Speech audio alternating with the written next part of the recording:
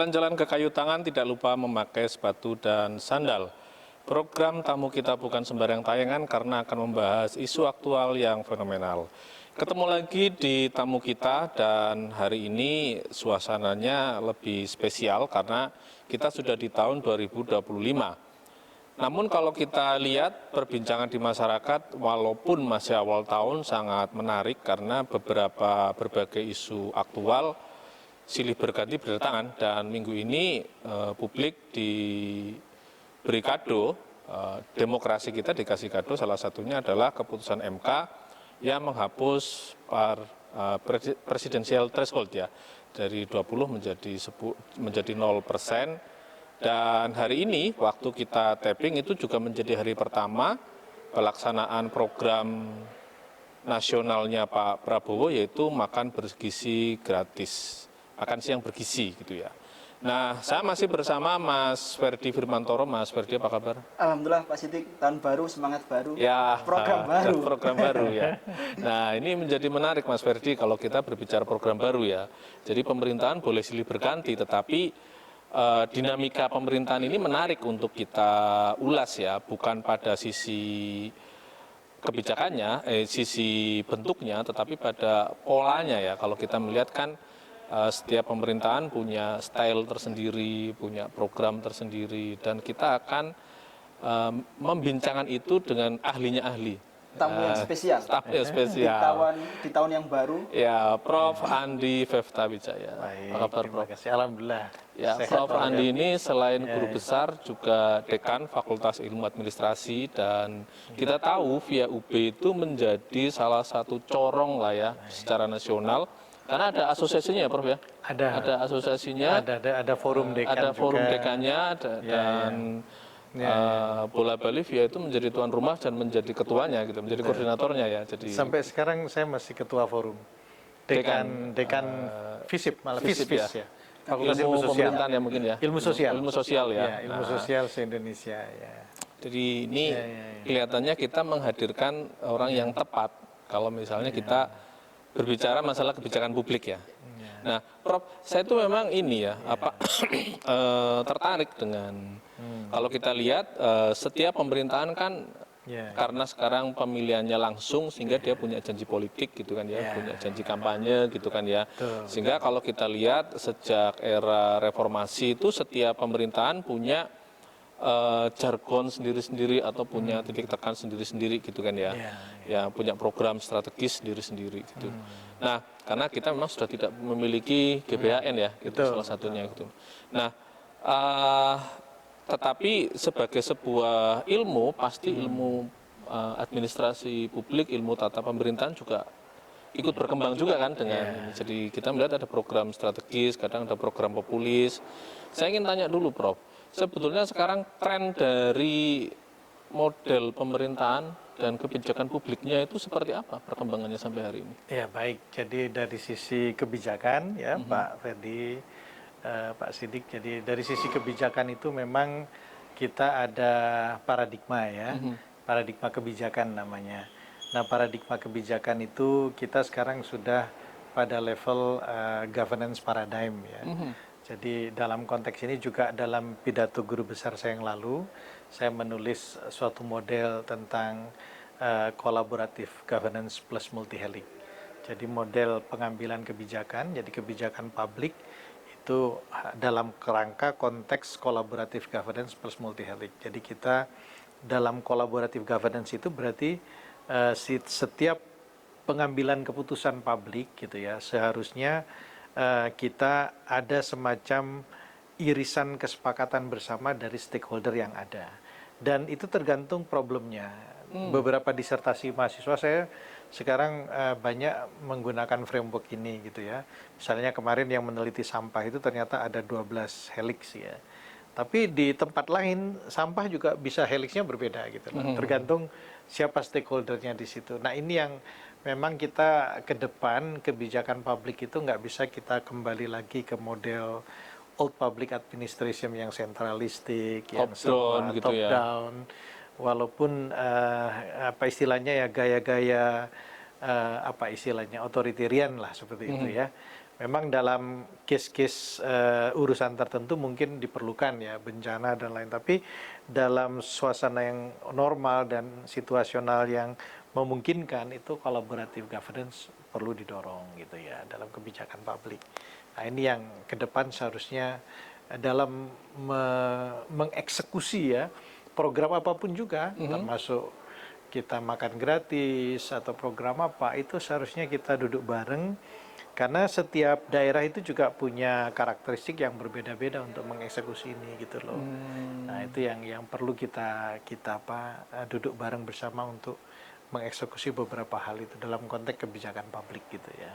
Apalagi Jadi pemerintah itu sebelum mengeluarkan kebijakan dia juga harus menggandeng stakeholder.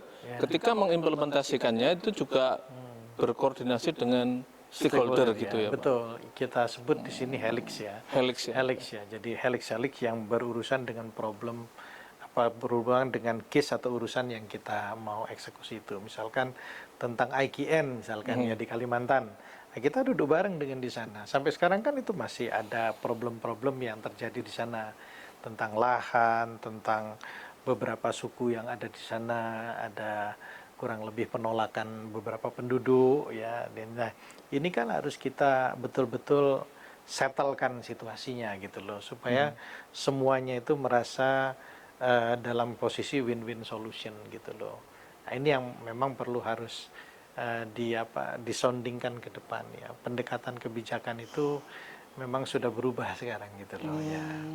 Seperti dan itu ya. kalau kita lihat Prof, misalnya kan praktek pemilu langsung sejak Pak SBY, terus kemudian lanjut ke Pak Jokowi, terus kemudian sekarang Pak Prabowo tentu punya tantangan-tantangan yang berbeda kan gitu Prof.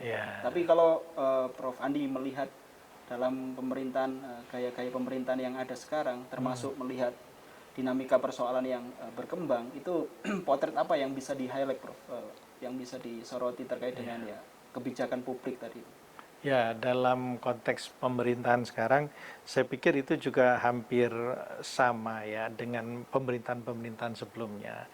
Itu adalah tarik-menarik antara apakah kita lebih berat untuk memperhatikan kepentingan-kepentingan politik dari mereka yang merasa harus mendapatkan jatah kemenangan itu gitu ya, atau kita betul-betul mendudukkan hal itu dalam posisi yang betul-betul proporsional gitu ya, sesuai dengan sesuai dengan pakemnya gitu ya, pakemnya untuk menjalankan beberapa. Masalahnya sekarang kan tekanan politik sangat tinggi dari mereka-mereka yang merasa bahwa ini adalah kemenangan kami bersama, sehingga unsur politiknya mungkin yang lebih dominan, dan kadangkala ketika politik lebih mengedepankan itu, hal-hal lainnya itu kadang-kadang terpinggirkan gitu loh, cost-nya lebih besar gitu loh. Nah ini yang menjadi masalah juga. Jadi kajian kebijakan publik ini juga rentan dengan intervensi politik ya sebetulnya. Ya, jadi intervensi politik itu seharusnya ada satu koridor yang dibatasi gitu ya. Tapi sekarang kan dalam realitanya malah 70-80% itu politik yang jadi panglima gitu loh.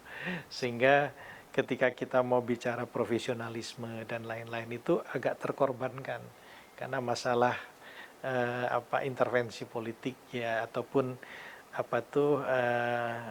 ya istilahnya kemauan politik yang sangat tinggi dari para mereka-mereka yang mempunyai saham lah istilahnya gitu ya terhadap kekuasaan yang berjalan gitu. Saya tertarik itu dengan pernyataan yang terakhir itu. Jadi kalau misalnya ada kelompok yang memiliki saham politik, terus kemudian politik itu menjadi dominan gitu ya.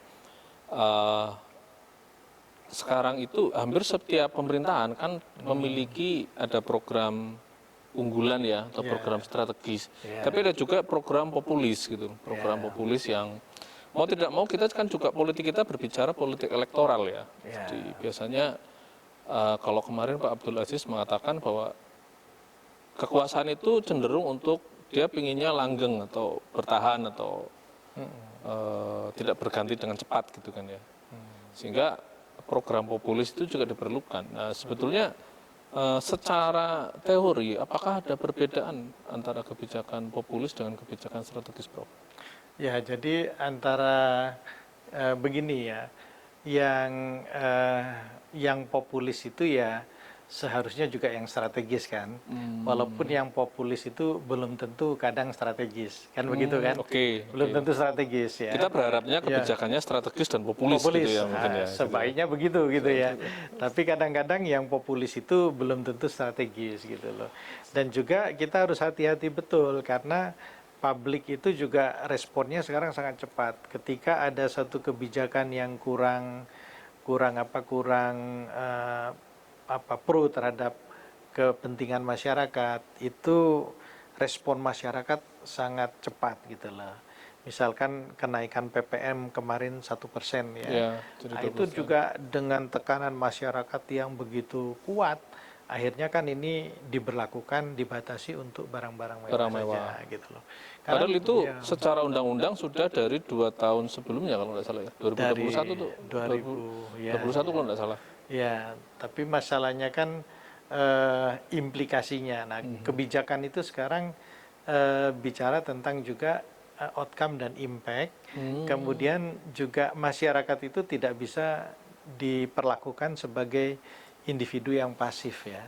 Jadi ketika kita mengeluarkan kebijakan, pasti masyarakat itu akan mengeluarkan langkah-langkah atau tindakan yang kadang-kadang pengambil kebijakan itu di luar ekspektasi dia. Loh, tahu-tahu kok begini ya respon masyarakat ini, kok begini. Nah, itu yang harusnya pengambil kebijakan itu berpikir panjang ya, sebelum memutuskan sesuatu yang betul-betul nanti bisa berbahaya dan sensitif gitu loh.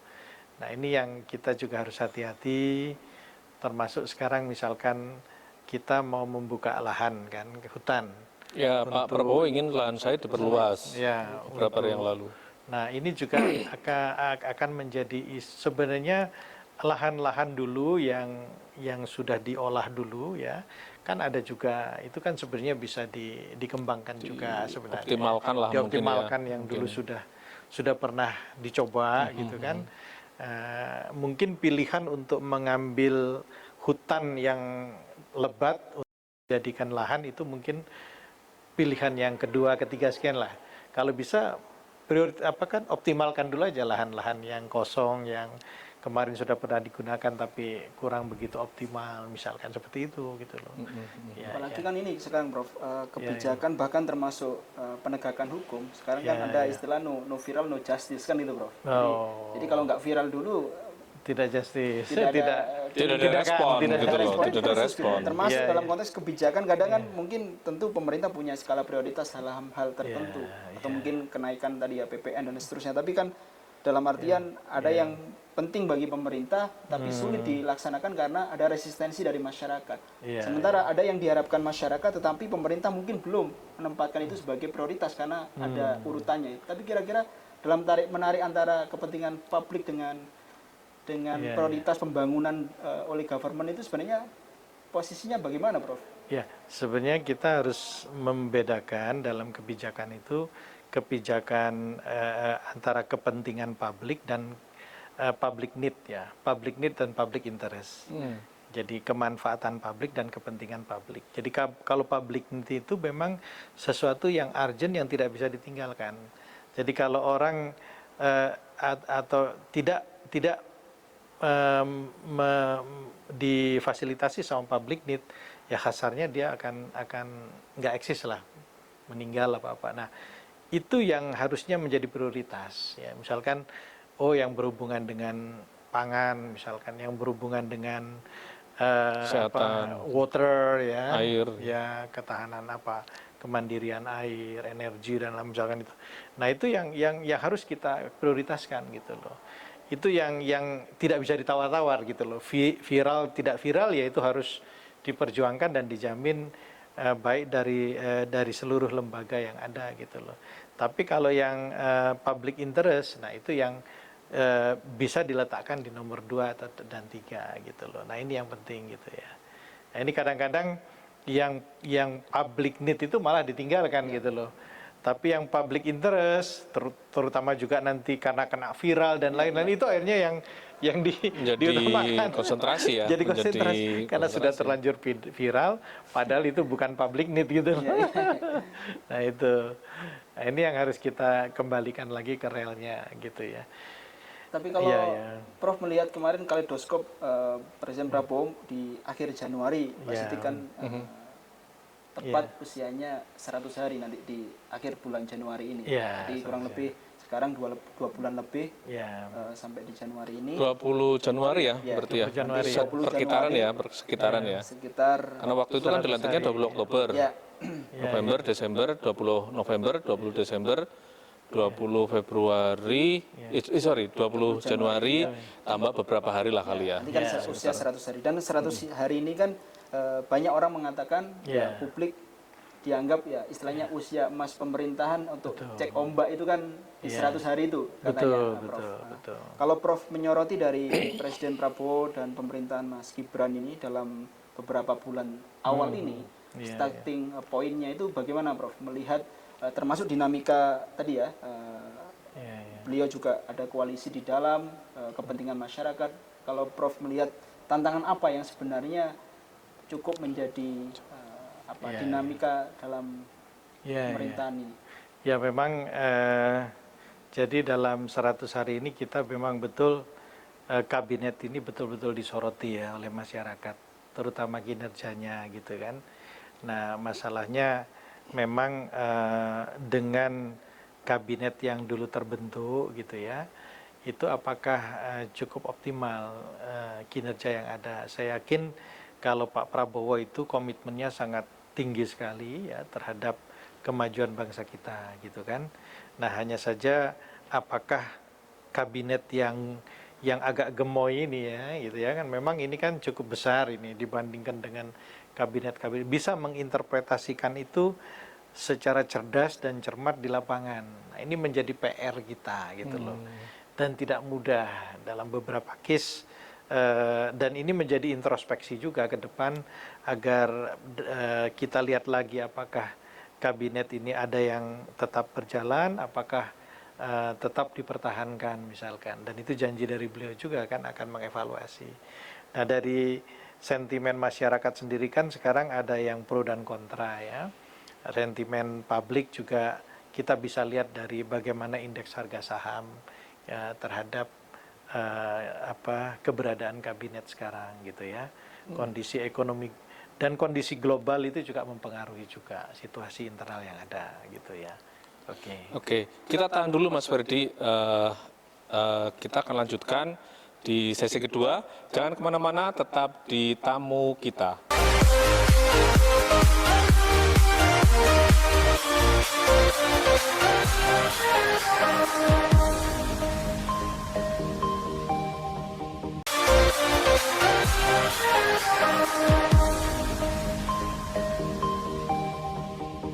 Kembali lagi di tamu kita dan kita masih bersama Profesor Adi Befta Wijaya, pakar kebijakan publik Universitas Brawijaya sekaligus Dekan Fakultas Ilmu Administrasi. Dan acara ini masih didukung oleh UB Fresh dan Hotel Grand Mercure Malang Miramar. Nah, Prof, ini tadi kan kita sudah berbicara ada public need, ada public interest gitu ya. Nah, saya ingin tanya ini, kalau kan kebetulan pas kita tapping ini hari pertama pelaksanaan dari makan siang bergizi ya, MBG. Walaupun itu belum secara total, masih di 160 titik kalau tidak salah hari ini. Nah, saya ingin tanya dulu Prof, itu apakah kebijakan strategis atau populis, atau ini strategis yang populis kalau misalnya kita lihat dari konteks kacamata kebijakan publiknya Pak Prabowo, pemerintah Pak Prabowo. Baik, terima kasih. Kalau untuk makan gratis ini masuk kategori strategis dan populis, gitu ya. Karena strategis kenapa? Karena ini jelas public need ya. Jadi makanan itu kan berhubungan dengan survivalnya seseorang. Dia jelas public need dan tidak semua masyarakat kita itu mendapatkan makanan yang bergizi gitu kan, dan ini investasi sebenarnya untuk jangka panjang gitu kan. Kita berharap kalau ini bisa dilaksanakan rutin dengan secara rutin gizi itu diasup kepada generasi muda kita. Nah, 10-20 tahun ke depan kita akan merasakan dampaknya gitu ya. Mungkin stunting kita akan turun drastis ya, 10 Kita berharapnya tahun seperti lagi, itu ya. gitu Jadi ada generasi yang lebih yang akan sehat datang, gitu ya. ya. Apalagi indeks kualitas sumber daya manusia kita kan termasuk rendah. Di dunia itu kita masih di ranking 100 sekian. Jadi indeks kita itu kualitas sumber daya memang sangat memprihatinkan. Nah, saya pikir ini program Pak Prabowo ini sangat bagus sekali gitu ya. Memang kenyataannya ya kita perlu meningkatkan kualitas SDM kita, dan bukan hanya itu, bahkan mereka-mereka yang bayi-bayi yang akan dilahirkan itu juga harus diintervensi, ibu-ibunya yang menyusui apa dan lain-lain. Karena investasi itu sebenarnya nanti akan bisa dilihat kalau misalkan dia melahirkan sehat, anaknya karena gizinya bagus, ibunya dikasih tambahan susu dan lain-lain, dia kan akan lahir sehat, sehingga biaya maintain kesehatan dalam misalkan akan usia harapan hidupnya misalkan sampai 70 itu kan akan rendah. Kalau bayi itu lahir sehat, tidak ada banyak penyakit, ini kan 70 tahun atau 80 tahun Angka sebenarnya harapan hidupnya tinggi gitu ya. dan dia juga tidak banyak penyakit kan, tidak banyak berurusan dengan rumah sakit. Kos kita juga rendah gitu loh. Terutama untuk coveran BPJS ya. BPJS yang ya. sampai sekarang masih sering defisit. Defisit. Gitu loh, masih sering defisit dan itu. Jadi itu sebenarnya ini program investasi masa depan ini, yang nanti akan terasa 10 tahun ke depan, 20 tahun ke depan gitu. Ini sifatnya jangka panjang lah Prof ya. Jangka panjang ini. Berarti harus 2 periode gitu ya Pak ya? Iya, insya Allah kalau kita itu kapan-kapan kita bahas, karena kan sekarang semua orang bisa dong mencalonkan diri menjadi presiden. Bisa. Masuk Prof Andi. Asal disetujui sama partai yang ikut pemilu kan gitu kan. Artinya kan sekarang semua orang berkesempatan kan. Kalau kemarin-kemarin kan harus ngumpulin dulu kan 20%. Gitu Cuman kan. ada satu hal yang perlu diperjuangkan lagi nih. Kalau di level nasional kan masih partai, harus lewat pintu partai. Bisa nggak seperti di level provinsi sama kabupaten kota, individu juga bisa mencalonkan Ya, gitu. Dengan sekian ya independen ya. di level nasional ya. Australia sudah kan? Australia. Ya. Di banyak negara itu sudah itu, Iya. termasuk Ya. Putin itu kan terakhir maju dari calon independen kan, supaya tidak dari partai partai politik ini tidak dominan gitu kan, dia oligopoli nanti kan, tapi ada saluran lain yang menjadi kompetitor dia, sehingga akhirnya nanti opportunity cost-nya bisa ditekan gitu loh. Wah, saya lewat independen aja paling berapa sih cost-nya gitu loh. Gitu kan. Nah, tapi saya menarik Pak Prof Andi. Jadi waktu awal kan tadi Prof Andi mengatakan bahwa tren kebijakan hari ini adalah government dan ada multi heliknya gitu ya. Jadi, nah kalau dilihat kalau kita misalnya mengupas program makan siang bergizi ini, gitu, multi helik apa yang bisa dirangkul sehingga program ini bisa ya itu tadi lah, misalnya 5 tahun atau mungkin 10 tahun gitu loh. Sustain Bisa jadi sustainable itu. dalam konteks ini ya, makanan bergizi itu kan juga tergantung dari interpretasi keanekaragaman macam-macam makanan yang ada di daerah. Kan kearifan lokal gitu loh. Yang bisa jadi Jawa Timur berbeda dengan Papua, berbeda dengan Maluku, sehingga makanan bergizi yang ada di Maluku dengan yang ada di Jawa Timur itu kontennya bisa jadi berbeda karena kearifan lokal. Nah itu kita perlu duduk bareng ya dengan helix-helix yang ada di daerahnya masing-masing gitu ya, dan kita juga membicarakan bagaimana agar program ini betul-betul optimal gitu ya, optimal kita memberikan ini betul-betul kepada mereka yang betul-betul sangat membutuhkan gitu kan. Jadi target grupnya betul-betul clear gitu kan. Jangan sampai nanti kita memberikan ini kepada mereka yang sebenarnya nggak perlu. Dari sisi keluarga mereka sudah berkecukupan dan lain-lain misalkan. Ternyata kita memberikan ke sekolah ataupun siswa-siswa yang sebenarnya tidak membutuhkan itu gitu kan. Padahal ada anak-anak lain yang sekolah itu memang nggak makan, dia nggak makan, sehingga mereka memang konsentrasinya sangat kurang ketika di kelas. Nah ini yang seperti inilah yang perlu kita perhatikan dengan optimal gitu loh. Bahkan ada beberapa siswa yang makan itu kan dibungkus sama dia, dibawa pulang untuk orang tuanya, untuk adiknya. Ya, ada beberapa gitu kan. cerita waktu Gitu, waktu apa simulasi itu loh, waktu simulasi. Waktu simulasi itu kan ada cerita bahwa dia dikasih tapi tidak dimakan. Loh, buat saya, buat orang tua saya, gitu. Buat keluarga saya gitu Jadi di rumah. masih banyak keluarga kita. Jadi gini ya, sebenarnya kalau kita lihat angka kemiskinan kita itu kan sangat volatil lah angkanya itu ya. Karena 600.000 itu dianggap tidak miskin, di atas 600.000. Bayangkan di atas 600.000 tidak dianggap tidak miskin. Penghasilan ya? Penghasilan. Padahal UMR-nya Malang aja berapa? Sudah 3 jutaan. 3 juta lebih kan? Iya. 3,5 apa-apa. Nah, di atas 600.000 itu dianggap sudah tidak miskin. Nah, karena memang jumlah orang miskin di kita itu kalau jenengan lihat angka ya, 10 tahun yang lalu ya, Pak Jokowi naik, Pak Jokowi turun, itu angkanya bahkan naik. Angkanya, jumlahnya. Kalau persentase bisa turun. Karena persentase itu kan pembaginya kan jumlah penduduk yang orang tidak miskin kan 90%. Iya. Sehingga akhirnya persentase cenderung turun. Tapi secara jumlah sebetulnya ya naik. Nah, itu yang harus kita lihat gitu loh. Nah, pertanyaannya kenapa ini jumlahnya kok stabil bahkan cenderung naik? Nah, ini kan berarti padahal uang sekian triliun sudah digelontorkan untuk hal ini gitu kan. Nah, apalagi kalau angka 600 itu kita naikkan jadi 700 saja. Itu angkanya langsung bengkak itu orang miskin. Jadi 800 saja. Itu angka politis. Makanya kita nggak ikut standarnya PBB kan. Kalau ikut standar PBB orang miskin ya jebol angka kita gitu loh. Nah itu. Nah makanya sebenarnya ya yang laten miskin sebenarnya banyak di kita. Ya makanya program makan gratis ini sangat bermanfaat sekali. Jadi betul-betul mengena gitu lah ya. Mengena kepada mereka-mereka terutama anak-anak ini yang membutuhkan, yang belum tentu di rumahnya tersedia gitu kan. Karena memang kondisi rumah tangganya yang memang nah cuman itu tadi target grupnya itu betul-betul harus kita perhatikan. Nah untuk itulah kita perlu collaborative governance, duduk bareng kita helik-helik bicara ini sebenarnya siapa ini yang paling membutuhkan ini di daerahnya masing-masing gitu loh.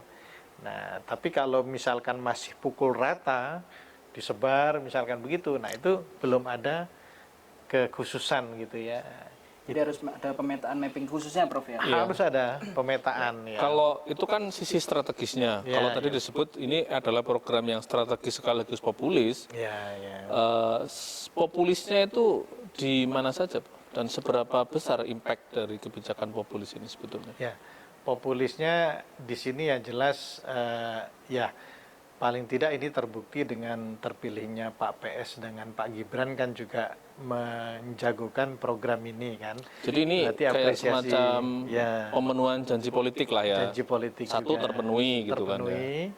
Populisnya juga karena dengan adanya makan gratis itu kan itu minimal mengurangi biaya atau kos daripada mereka-mereka yang ada di keluarga itu kan. Paling tidak mengurangi biaya dan itu juga cukup lumayan buat mereka loh ya.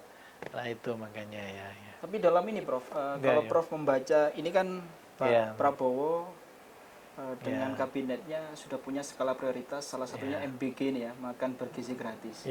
Tentu bahkan semua kementerian dan seterusnya ini istilahnya juga dicurahkan, energinya juga ada ke sana. Bahkan tadi kita cek di pemberitaan Menkom Digi yang kemarin baru ke sini itu juga turun langsung untuk memantau. Bahkan review makanan itu saya lihat di Kompas itu dia review makanan juga gitu.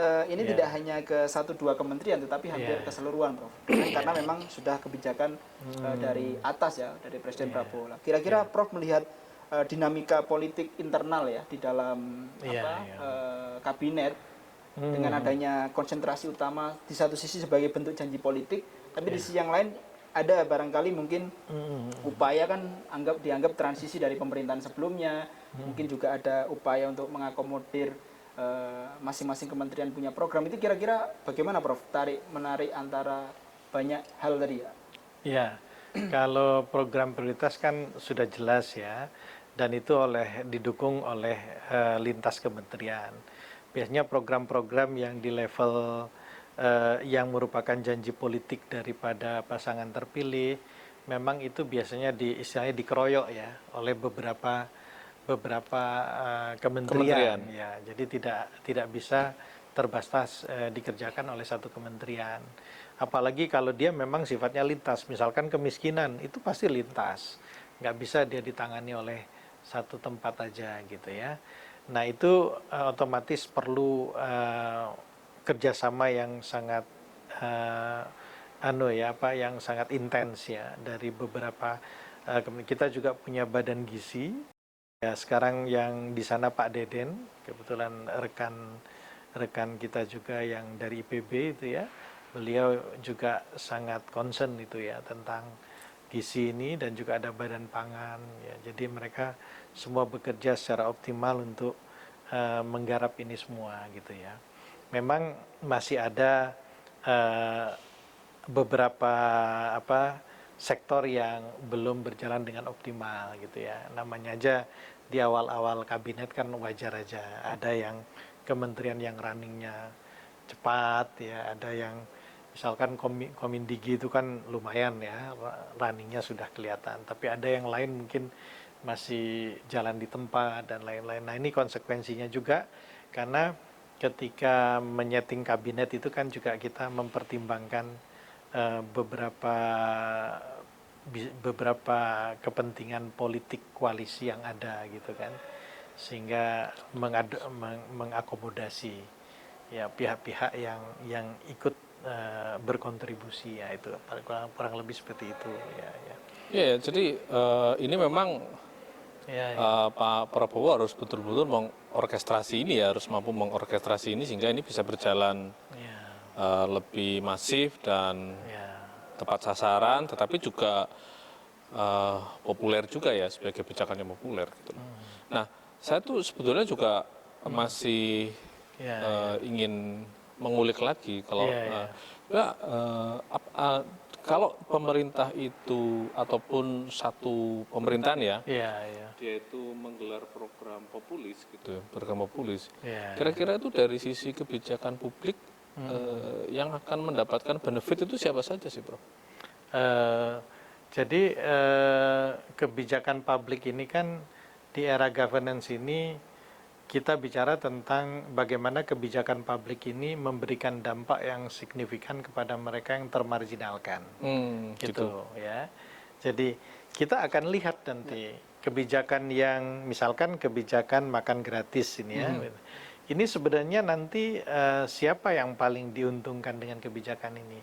Kalau memang kebijakan itu dilaksanakan dalam konteks collaborative governance, seharusnya mereka yang termarginalkan yang paling diuntungkan. Yang termarginalkan itu misalkan mereka yang miskin, ya, mereka yang berada di daerah posisi tertinggal, konflik itu yang harus mendapatkan prioritas. Tapi kalau misalkan tidak, nah berarti kebijakan publik ini belum dalam konteks collaborative governance tadi. Mungkin masih dalam konteks old public administration yang dalam tanda kutip omon-omon saja gitu. Nah ini tentu tidak diinginkan gitu kan. Pak Prabowo pasti tidak mau juga hal yang seperti itu gitu. Nah ini memang perlu tadi orkestra tadi. Nah ini cuman memang kemampuan untuk mengorkestrakan ini kan masih diuji. Ya paling tidak Presiden, Wapres itu butuh orang yang bisa mengorkestrakan ini dengan mengharmoniskan ya, mensinergikan beberapa kementerian yang mendukungkan hal itu. Nah ini masih diuji, bekerja nggak mesin-mesin kabinet ini untuk hal itu, karena kita dengan jumlah yang cukup banyak ya, menteri dan wakil menteri yang 108 itu, ini bukan perkara mudah. mengkoordinasikan, mengorkestrakan tadi itu bukan perkara mudah gitu loh. Nah, karena pilihannya ya sudah seperti ini, dan memang ini kabinet yang cukup banyak dibandingkan dengan kabinet-kabinet sebelumnya gitu ya. Dan ini juga akan dievaluasi tentunya oleh Pak Presiden, Wapres tentu akan mengevaluasi. Kalau ini tidak optimal, ya mungkin sesuai janji beliau kan dalam 6 bulan akan ada reshuffle atau penyesuaian dan lain-lain gitu. Oke, kan kita ya. tahan dulu nih. Kalau berbicara reshuffle ini tahan dulu. Kita tahan dulu pemirsa, jangan kemana-mana. Tamu kita masih akan lanjut di sesi berikutnya. Masih di tamu kita bersama Prof. Andi Fefta Wijaya.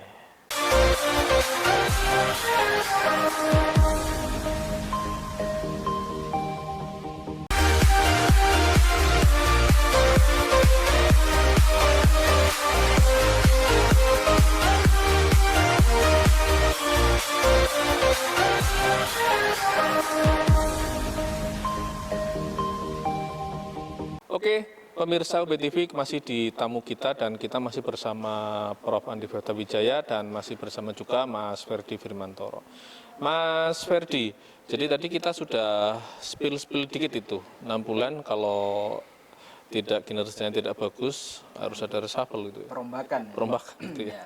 Mas Ferdi mungkin bisa melanjutkan. Ya, Prof. Prof. Andi tentu tadi menarik sekali bagaimana dinamika tantangan pemerintahan yang masih perlu diuji karena memang berusia lebih dari 2 bulan ini dan 100 hari pertama ini memang masyarakat akan selalu menunggu gebrakan-gebrakannya karena kan kalau dianggap tidak ada inovasi, dianggap tidak performan itu, Prof. Tapi kalau kemudian sudah banyak langkah-langkah, ini kan Pak Prabowo beberapa waktu diapresiasi karena beberapa kebijakan yang cukup istilahnya publik mengamini itu kan gitu ya. Termasuk beberapa waktu yang lalu bagaimana gaji guru dinaikkan kan gitu ya. Dan banyak kebijakan-kebijakan yang UMK juga, upah pekerja kan juga naik ya, 6,5%. Terus ada beberapa pihak yang kemudian pajaknya juga dibebaskan dan UMKM dan seterusnya. Artinya kan penghapusan utang. Penghapusan utang ya. Penghapusan utang untuk UKM. Ya, jadi artinya petani, kan UKM dan sebagainya. Pemerintah sudah mengakomodir kepentingan-kepentingan itu dan Pak Prabowo secara dialektik merespon masyarakat juga cukup responsif itu. Nah, ke depan tentu sehari ini makan bergizi gratis. Tapi kalau Prof. Andi melihat dinamika apa yang terjadi hari ini kan sebenarnya masih transisi dari pemerintahan sebelumnya, Prof. Dan ini masih terjadi gejolak politik dinamika tahun 2024 kemarin yang tidak kemarin masih menyisakan pengumuman pilkada kan masih ada yang proses sengketa di MK, kemudian nanti proses pelantikan. Kalau Prof melihat karena juga Prof di forum dekan ya, ketua dekan tadi, apa refleksi kaleidoskop di 2024 kemarin, Prof, yang bisa disoroti dan ini akan menjadi salah satu semacam peringatan nih, hal yang perlu diperhatikan menuju ya di 2025 ini ke depan. Ya, jadi untuk dekan-dekan sendiri di ilmu sosial ya, kebetulan saya juga ketua forum Fordekis ya, Fordekis ya di situ, dan kita terakhir kemarin ada pertemuan ya sekitar 2 bulan yang lalu ya kita ada pertemuan. Nah, kita juga membicarakan tentang ke depan ya dalam konteks kita melihat Indonesia dalam 20 tahun ke depan gitu ya. Dalam konteks ini adalah Indonesia Emas 2045. Jadi kita dalam hal ini melihat bagaimana perkembangan sektor-sektor yang ada di Indonesia. Jadi tidak hanya terbatas di sektor ekonomi, juga sosial, politik, pertahanan. Kan kita punya sekian indikator yang kita canangkan di 2045. Dan kita tidak bicara tentang ini era Pak Jokowi, apa Pak SBY, apa Pak Prabowo, tapi kita bicara tentang 10 tahun yang lalu, 20 tahun yang lalu itu gimana potret kita. Terus ke depan itu sebenarnya prospek kita gimana. Misalkan salah satu contoh kecil aja ya, target kemiskinan kita kan diharapkan menuju 0% ya, 0,3 atau berapa di 2045. Nah sekarang kemiskinan kita itu sekitar 9,5 sekian persen. Kalau itu dibagi 4 periode, ya, 4 periode itu berarti 4 periode kepresidenan ya.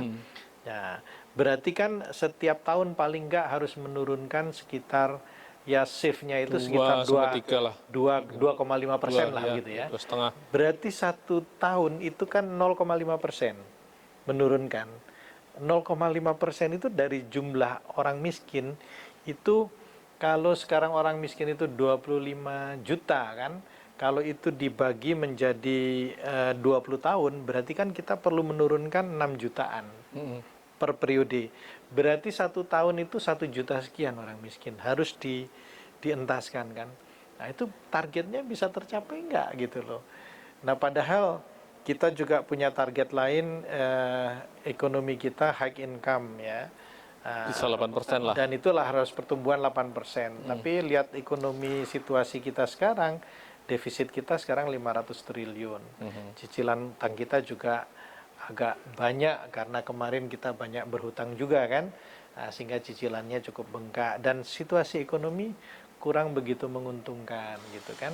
Apalagi respon publik terhadap perkembangan yang sekarang ini kan juga masih fluktuatif ya, apalagi indeks harga saham cenderung negatif gitu kan. Nah ini yang harus diperhatikan oleh pemerintah ke depan gitu loh.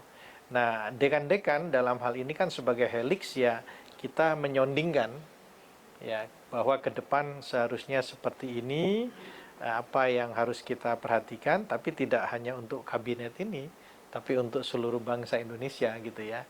Karena kita potretnya kan 10-20 tahun ke depan untuk lihat 20 tahun ke depan gitu loh itu. Ya, kurang lebih begitu. Jadi ya, makanya dalam konteks kolaborasi government itu peran-peran helix itu menjadi penting ya Prof ya. Betul. Nah, salah satunya elemen dari dari helix itu kan kalangan intelektual atau kalangan kampus ya, perguruan tinggi lah ya. Kalau di pentahelix kan salah satunya juga ada perguruan tinggi ya, perguruan tinggi. Nah, kira-kira kita ini sebagai civil society dalam konteks kebijakan publik hari ini, apa yang bisa kita lakukan, Prof? Ya, jadi sebagai akademisi ya, kita tetap harus menyuarakan kebenaran ya sesuai dengan kacamata keilmuan kita gitu ya. Dan itu juga dibutuhkan bagi mereka yang sekarang menjadi penguasa gitu ya. Karena apa yang disampaikan itu kan sebagai warning gitu loh. Dan ini akademisi biasanya kritis tentang hal itu. Dan ini seharusnya akademisi tetap bersuara gitu ya tentang apa seharusnya yang baik dilakukan dan sebaiknya yang tidak dilakukan gitu loh. Karena itu yang bisa dilakukan oleh akademisi gitu ya. Karena kalau untuk eksekusi langsung kan tentu mereka yang ada di pemerintahan gitu kan. Nah, jadi tetap harus kritis, saya pikir akademisi dan lain-lain kontribusinya harus clear gitu ya. Nah kita fokus saja kepada target kita 20 tahun ke depan itu kan ada 5 target utama. Kemiskinan, kualitas sumber daya manusia, dekarbonisasi 0%. Nah dekarbonisasi 0% ini juga masih kurang cepat kita bergeraknya gitu ya. Kemarin ada rencana dibentuk badan ekonomi hijau kan untuk bagaimana perdagangan karbon itu diaktifkan dan lain-lain, tapi sepertinya ini masih ada beberapa kendala yang terjadi gitu sehingga tidak bisa optimal gitu kan. Nah ini beberapa hal yang perlu Pak ya, jadi kita fokus saja 5 tadi, 5 Indonesia Emas, dan itu juga target-target dari pemerintahan sekarang kan juga mengacu ke situ gitu ya. Termasuk ya kemandirian swasembada pangan, air, energi dan lain-lain itu semua mengarah ke sana juga gitu ya. Nah ini yang saya pikir juga di awal-awal ini memang ada yang positif dan ada yang masih dirasakan kurang. Tapi insya Allah dengan terus ya melakukan kolaboratif governance plus multi helix ini akan semakin kuat gitu ya. Tapi kalau yang ada di dalam ini bermain sendiri-sendiri untuk kepentingan faksi-faksi ya yang ada di dalam kelompok-kelompok ini akan tambah runyam gitu loh. Nah itulah yang jadi masalah. Soalnya kadang aspirasi dari civil society itu kalah sama yang interest itu, Bro. Nah itu itu PR utama. Apalagi kan kalah sama yang interest tadi ya. Harusnya public need ternyata bergesernya ke public interest itu. Dan apalagi nanti setelah pelantikan ya kan pemimpin daerah semua kan dilantik setelah ini, Prof. Iya, betul. Maret kan. Dinamikanya kan juga akan berkembang karena kan tidak semuanya juga orkestrasinya sama koalisinya kan gitu, Prof. Betul. Jadi tantangan-tantangan yang disampaikan Prof. Andi tadi juga bahwa kolaboratif government tidak hanya dalam konteks membuat sebuah kebijakan, tapi kan kadang ada silo-silo yang terjadi itu. Kira-kira dalam konteks tadi ada pergeseran pemikiran atau paradigma sudah tidak top down lagi gitu, Prof. Tapi kira-kira apa yang sebenarnya bisa dijadikan dialog lagi untuk berkaitan dengan pemikiran itu, Prof. Tantangan seperti itu. Jadi saya pikir yang harus dilakukan ke depan, kita melihat ulang, mengkaji ulang, terutama apa yang sudah dilakukan kalau di dalam pemerintahan ini yang dalam 100 hari ini gitu ya, termasuk juga programnya maupun struktur yang ada maupun orang-orang yang ada di situ gitu kan. Karena begini, dalam konteks karena saya juga akademisi kan basic saya kan ilmu administrasi negara atau publik ya. Administrasi negara atau publik. Nah, di situ jelas ya, organisasi publik itu kan sebenarnya terorganisasi dengan optimal kalau kita menatanya optimal. Nah, misalkan sekarang kita punya 5 misi misalkan ya dalam Indonesia Emas 2045. Seharusnya dengan 5 misi itu 5 Menko cukup. Ya, 5 Menko cukup gitu loh. Tapi karena ada akomodasi politik, Menko-nya sekarang kan jadi agak bengkak gitu ya. Sekitar 7 gitu kan. Menko-nya sekarang berapa sih? Menko 7 sekarang 7 ya. 7 ya. Makanya sebenarnya ya organisasi performance lead organization, jadi yaitu penataannya memang mengikuti visi misi yang ada, kemudian bagaimana mereka ini diberi tanggung jawab untuk menggerakkan organisasi yang ada. Nah, selama penataannya kurang fit gitu ya, ini kemungkinan ya kebocoran-kebocoran atau inefisiensi kemungkinan bisa terjadi secara internal. Ya, berarti kan sekarang itu sebetulnya performa organisasinya itu sudah mengikuti visi misi, tetapi sedikit plus-plus lah kali ya. Mengakomodir secara politik. Nah, itu yang menjadi PR ke depan lah itu. PR ke depan bagaimana dan itu juga karena ini ya. Kita mungkin terlalu banyak keinginan, terlalu banyak program yang terus terang dengan banyaknya kementerian, dengan banyaknya wamen ini itu kan juga tidak mudah itu kan, harus menata administrasinya, anggaran dan lain-lain. Gitu ya. Sekarang nambah 1 menteri itu kan berarti menambah berapa dirjen. Berarti menambah berapa direktur, nggak mudah gitu loh. Bukan hanya masalah menambah 1 menteri, tapi turunan ke bawahnya kan juga plus anggaran yang disediakan juga kan tambah banyak. Ada dirjennya, ada direktur, staf ahli dan lain-lain ini kan gitu. Jadi tidak sederhana sebenarnya. Nah, itu kalau dihitung-hitung ya jumlahnya. Nah, sementara uang kita terbatas. Uang kita terbatas. Uang gerak APBN kita memang. Defisit kita 500 loh ya, 500 triliun. Nah, ini harus hati-hati. Jadi kita betul-betul harus benar-benar berhemat dan berpikir betul-betul ya bagaimana organisasi publik ini bisa berjalan secara optimal gitu ya. Nah, itu memang kita punya di sini punya lembaga administrasi negara kan. Nah, itu juga seharusnya memberikan pengawalan ya, plus Menpan juga kan. Menpan khusus untuk aparaturnya gitu ya. Sedangkan untuk ininya LAN juga bisa berperan untuk memberikan advice dan arahan kira-kira idealnya bagaimana organisasi publik kita ini bergerak. Jadi gitu. kalau toh sekarang sudah terjadi, kita menginginkan teman-teman di administrasi negara itu bisa mengawal dan memberikan masukan, enggak apa-apa lah gajah tapi gesit gitu ya. Ya, cuman ya masalahnya akademisi administrasi negara sepertinya tidak begitu banyak mendapatkan perhatian di level nasional ya. Wah, ini harus diperhatikan ini sama Pak Prabowo ini. Masih kalah dengan yang ekonom gitu loh. Apalagi ya itu yang harusnya menjadi perhatian juga ya. Nggak bisa lembaga seperti ini ya memang harus dipegang oleh orang yang betul-betul ahlinya gitu ya. Ya kalau tidak ya kita akan jalan di tempat gitu loh. Seperti public sector kita ya.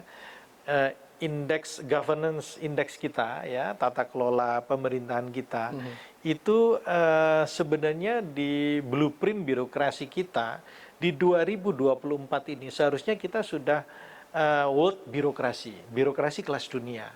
Target blueprint kita yang sudah kita tentukan 15 tahun yang lalu. Di 2024 ini sebenarnya kita harusnya sudah world class birokrasi. Tapi kenyataannya apa?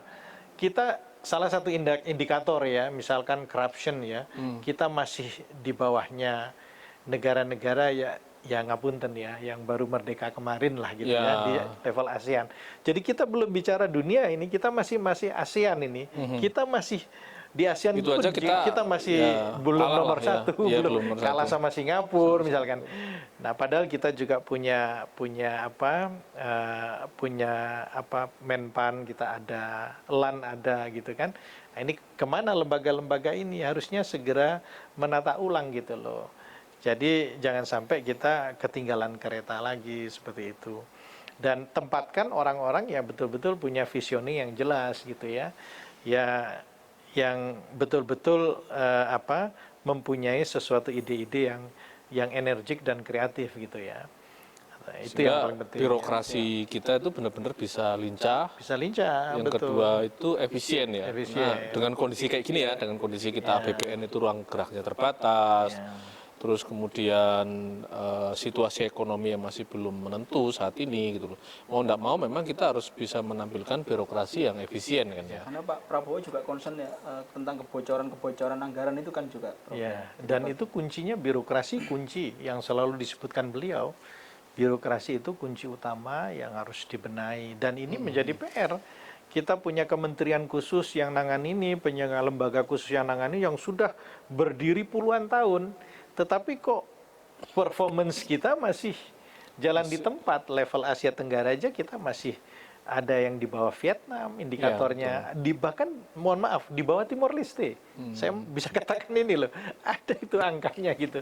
Nah ini kan makanya juga ya yang ngawal ini juga harus betul-betul orang yang betul-betul fresh dan bisa gitu loh mengarahkan ya ke arah untuk bagaimana ini betul-betul akan menjadi world class ataupun governance class bureau ya ke depannya. Tantangannya tadi masih banyak problem-problem tata kelola struktural tadi kan Prof ya. Ternyata masih banyak.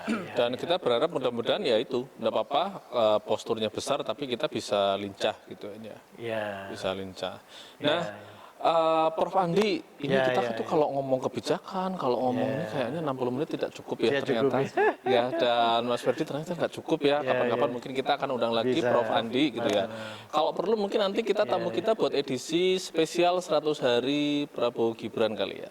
Nanti kita bahas gitu ya. Siap. Baik, teman-teman pemirsa, tidak terasa perbincangan kita dengan Prof Andi Firdawijaya sudah waktunya hampir habis dan kita berharap mudah-mudahan kebijakan publik yang strategis dan populis bisa berjalan dengan lancar dan kita berharap kebijakan publik itu tetap mengakomodir multi helix sehingga aspirasi masyarakat termasuk kita dari civil society juga bisa menjadi bagian dari collaborative government.